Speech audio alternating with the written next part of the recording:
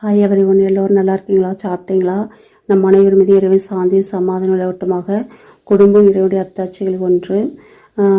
நான் சின்ன பிள்ளையாக இருக்கும்போது ஹாஸ்டலில் படிக்கும்போது குழந்தைகள், அப்புறம் சிறுவர்கள், வாலிப பிள்ளைங்க, கணவனால் கைவிடப்பட்ட பெண்கள், பெற்றோர்கள், முதியோர்கள் அவங்களெலாம் நான் பார்த்துருக்கேன். பார்க்கும்போது என்ன செய்வேன் அப்படின்னா, எனக்கு இதுக்கெல்லாம் காரணம் யாருன்னா ஒரு ஆண் தானே அப்படின்னு நினைப்பேன். அந்த ஆண் சரியாக இருந்தால் இவர்கள்லாம் உருவாயிருக்க மாட்டாங்க.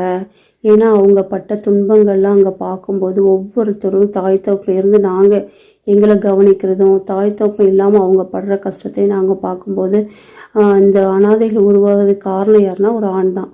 குடும்பத்தை நிர்வகிக்கக்கூடியவர் யார் அப்படின்னா ஒரு ஆண்மகன். அந்த ஆண்மகன் சரியாக இருக்கும்போது இப்படிப்பட்ட அனாதைகள் உருவாக மாட்டாங்க.